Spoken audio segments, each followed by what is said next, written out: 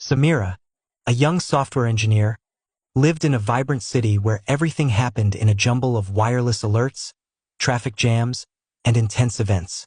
She was a modest yet ambitious person who was well known for her knowledge and competence. But despite her achievements, she often felt unimportant in a society that seemed to value speed over content.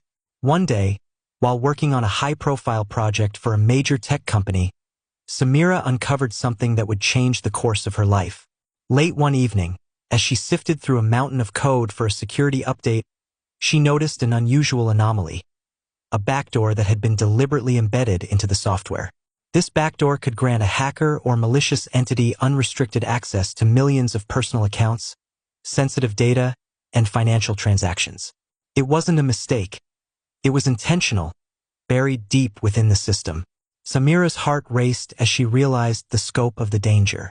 The backdoor could be exploited by anyone, from cybercriminals to foreign governments, and the company was on the verge of releasing this compromised software to the public. Samira's hands shook as she considered her options. She could ignore it, report it to her superiors, who would likely sweep it under the rug to protect the company's reputation. She could walk away, ensuring her own career would remain intact. But that didn't sit right with her. She knew that staying silent would make her complicit in something far worse than a simple mistake. It could destroy the lives of countless people. The weight of the decision felt crushing. Samira's mind raced as she thought of the consequences. If she blew the whistle, there was a chance the company would retaliate, ruin her career, or even threaten her safety. If she spoke up too loudly, she might find herself out of a job, blacklisted in the tech world, or worse. But if she stayed silent, people's lives would be at risk. In the dead of night, with the glow of her laptop screen lighting up her face, Samira made her choice. She wrote a detailed report of her findings and sent it anonymously to a prominent cybersecurity journalist, along with evidence of the flaw. Then, she backed up her data, erased all traces of her actions from her system, and took a deep breath.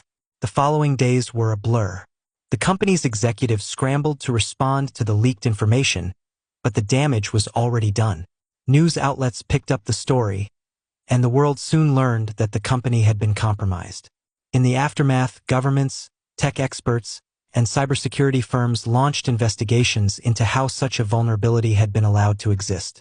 Samira's name never made it to the public eye. She had taken every precaution to protect her identity, but she felt a sense of relief. The pressure of living in constant fear was exhausting, but deep down, she knew she had done the right thing. Her bravery wasn't about making headlines or becoming a hero. It was about standing up for what was right in the face of overwhelming risk.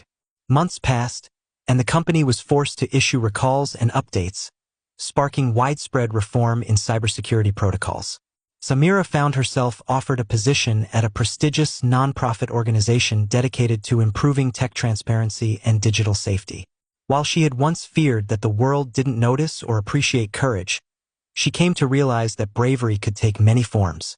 It wasn't about making a grand statement. It was about the quiet, decisive moments when doing the right thing mattered more than anything else. And so, Samira became part of a movement that made the digital world safer for everyone, one line of code at a time. Her story wasn't one of dramatic battles or high-flying rescues, but of a single, quiet woman who risked everything to protect people she would never meet. In the modern age, bravery, Samira realized, didn't always come with a cape. It often came with a keyboard. Do you think Samira made the right decision to expose her organization? What would you have done differently if you were in her shoes? Share your thoughts.